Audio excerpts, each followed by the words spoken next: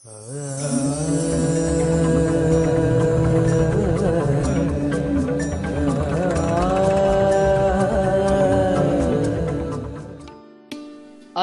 ఒక మనిషి ఒకప్పుడు ఉండేవాడంటే నమ్మలేం. అసలు అంతటి బలశాలి ఉంటాడా అని సందేహిస్తాం కూడా. కానీ ఉన్నాడు. ఆయనే కోడి రామమూర్తి నాయుడు.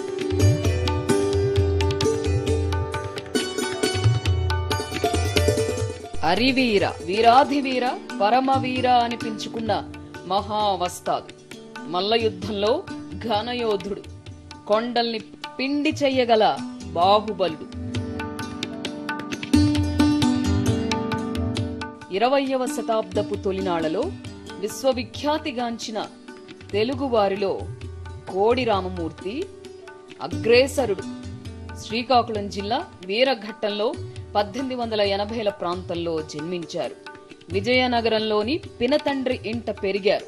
అక్కడే వ్యాయామశాలలో చేరి దేహదారుఢ్యం పెంచుకున్నారు.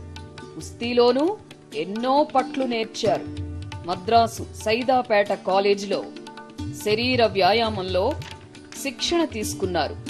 విజయనగరంలోని ఓ పాఠశాలలో కొన్నాళ్లు వ్యాయామ పాఠాలు బోధించారు.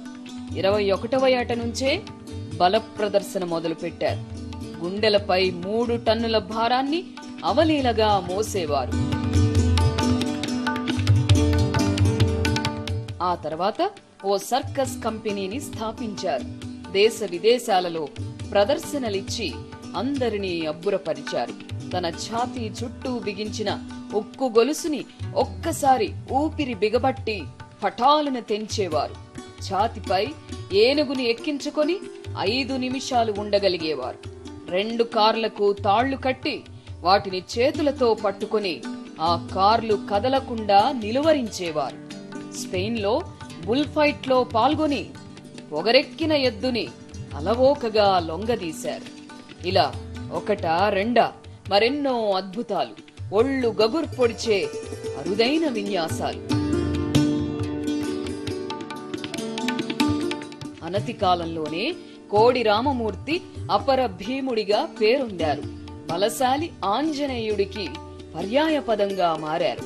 ఆనాటి ఇంగ్లాండ్ పాలకులైన కింగ్ జార్జ్, క్వీన్ మేరీలు కోడి రామమూర్తి ప్రదర్శన తిలకించి జేజేలు పలికారు. Indian Hercules